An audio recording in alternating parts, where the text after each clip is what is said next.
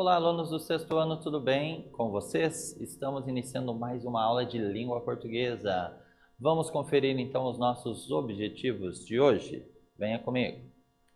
Então, nós faremos a leitura do gênero discursivo causo, certo? Então, vamos também inferir o sentido de uma palavra ou expressão utilizados no texto, identificar o conflito gerador do enredo e os elementos que constroem a narrativa e ainda identificar as marcas linguísticas que evidenciam o locutor e o interlocutor de um texto. Perfeito?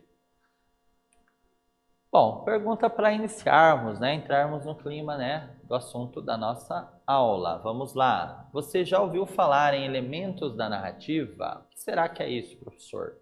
Espera aí, uma narrativa. O que é uma narrativa? É uma história, certo? E a maioria delas é no campo da literatura. Então, são histórias do campo da ficção, certo? E temos ali alguns elementos, que são próprios dos textos de narrativa. Então, há algumas coisas que indicam que aquele texto realmente se chama narrativa, certo? Mas nós vamos conhecer em breve, certo?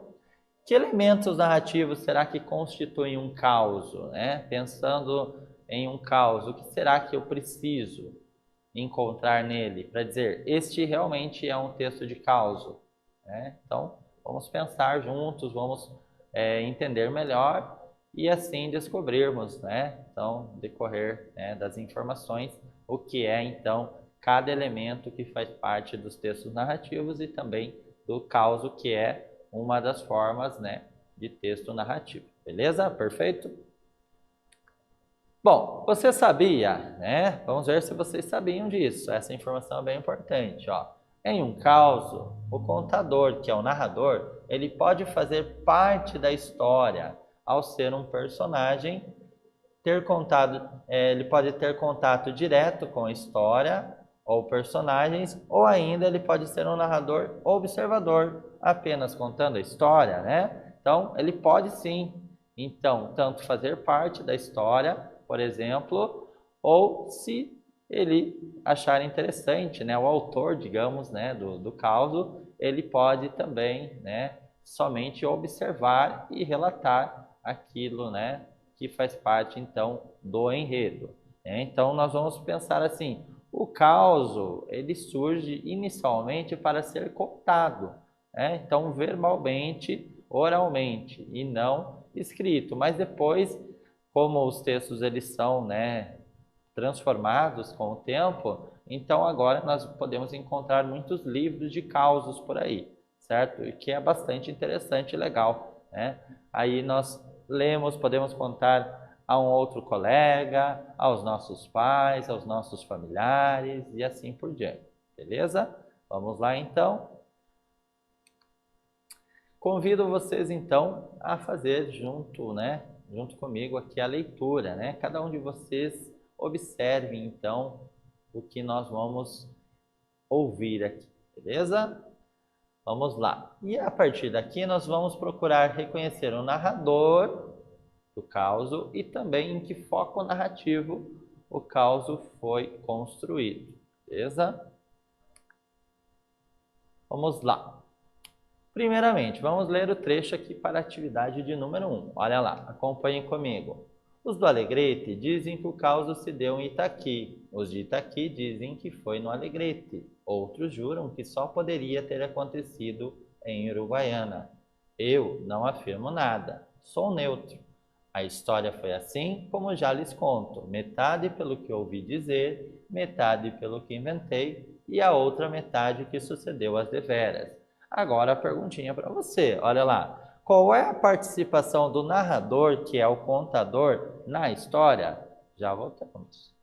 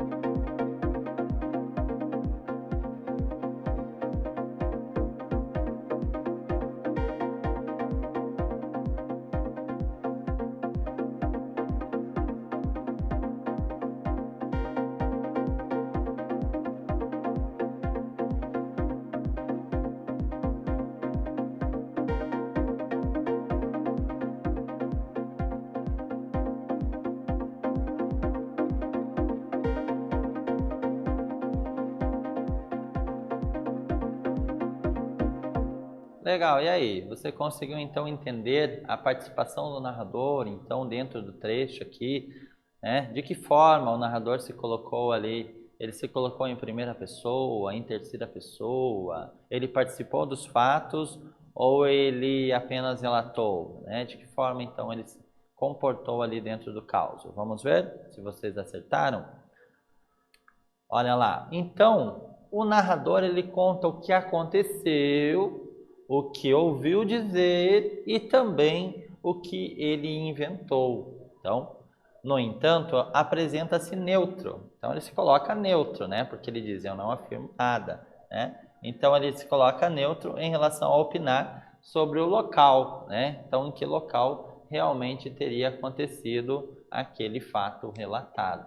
Beleza? Então, entenderam um pouquinho disso? Né? Então, é interessante quando nós percebemos, então, se o narrador está participando ou não está participando dentro do texto. Perfeito?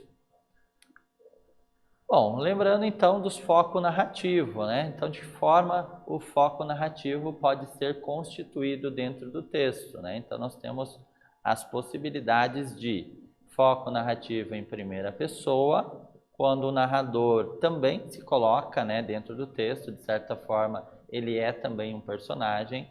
Temos o foco narrativo em terceira pessoa, quando o narrador ele é observador, certo? Então ele observa e vai apenas relatando. Então ele está do lado de fora, digamos, do texto, certo? Vamos entender então melhor esses conceitos? Acompanhe aqui. Então, foco narrativo em primeira pessoa. O narrador se torna também um personagem, assumindo a condição de narrador protagonista ou narrador coadjuvante, certo? Então, ele pode ser o personagem principal, sendo então protagonista, ou coadjuvante como um dos personagens e não o principal, certo?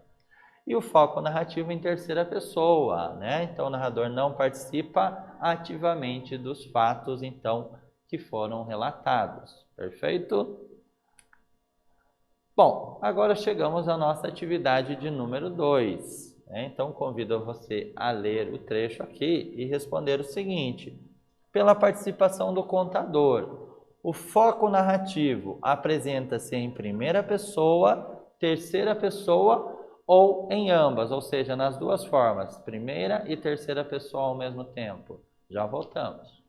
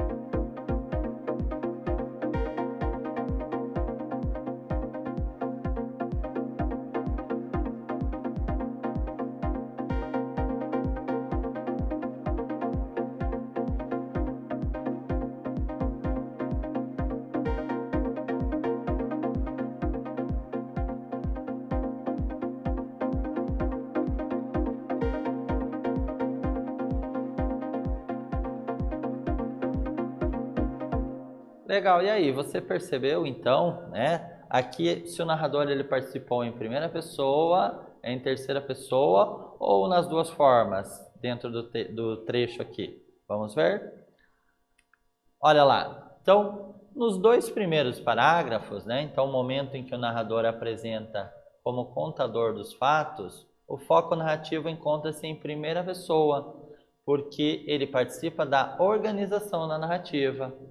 Agora, nos demais parágrafos, né, o foco narrativo apresenta-se em terceira pessoa e o narrador se coloca então como alguém de fora da história, cujo papel é o de observador. Então, resumindo tudo isso, então, a atuação do narrador aqui é das duas formas. Ele se coloca inicialmente em primeira pessoa e posteriormente, né, a partir dali, né, dos próximos parágrafos ali, do segundo, terceiro para frente ali, ele vai se colocando de outra forma em terceira pessoa. Beleza?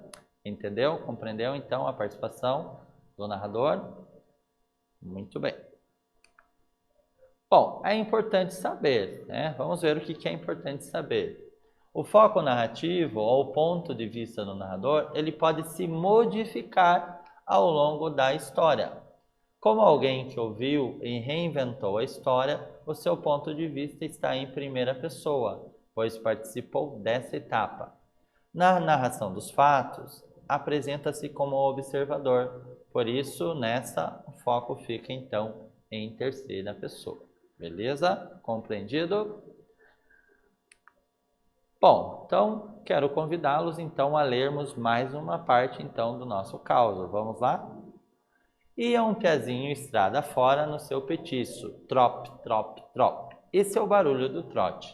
Quando, de repente, ouviu fu-fu-fu-pu-bum, fu-fu-fu-pu-bum, chipum.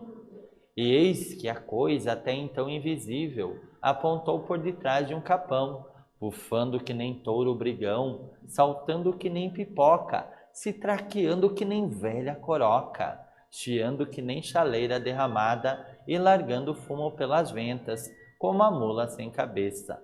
Minha Nossa Senhora! Agora chegamos então à atividade de número 3. Acompanhe aqui então a leitura do trecho e levante hipóteses do que a expressão destacada, os olhos do tamanho de um pires, significa de acordo com esse contexto. Já voltamos.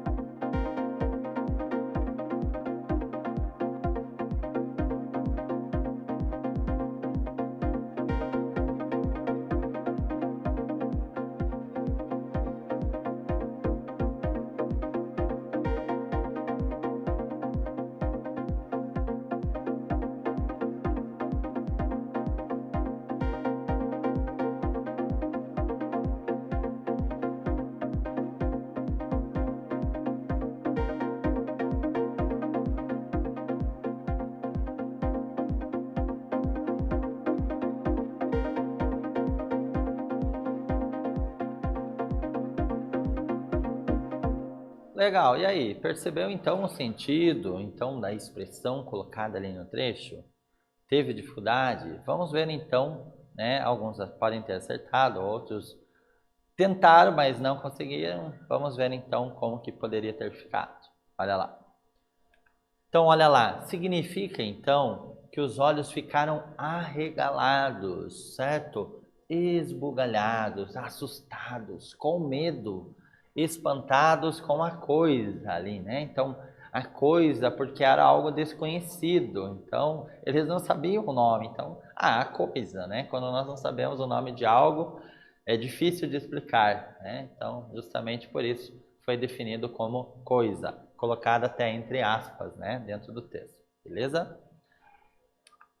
Bom, vamos refletir um pouquinho, né? Então, vamos ler as expressões aqui.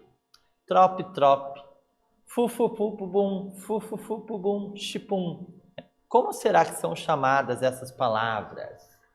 Né? Que nome, então, que nós podemos dar dentro aqui da língua portuguesa a estas expressões, certo? Para que será que elas servem? Vocês sabem? Vocês imaginam o que possa ser? Né? Então, quem respondeu onomatopeia acertou, né? Vamos lembrar então o que é onomatopeia? Vamos lá? Então, são chamadas de onomatopeia, que são, então, palavras ou formas verbais que imitam sons e ruídos, certo? Podem se referir tanto a ações humanas, vozes de animais, efeitos da natureza ou movimentações de objetos também, certo? Olha aqui os exemplos. Por exemplo, tic-tac, né? Então lá numa HQ, por exemplo, pode aparecer lá esse barulhinho, tic-tac, seria o som de um relógio, né? Ali se movimentando. Aquele zzz, né? Aquele Z ali, vários Zzinhos ali. Então significa que a pessoa está dormindo, certo? Cough, cough, né? Então, para identificar que existe ali tosse, por exemplo, certo? Legal? Agora, atividade de número 4. Leia o trecho aqui, né? E responda o seguinte. Transcreva as onomatopeias deste trecho e explique a que elas se referem. Já voltamos.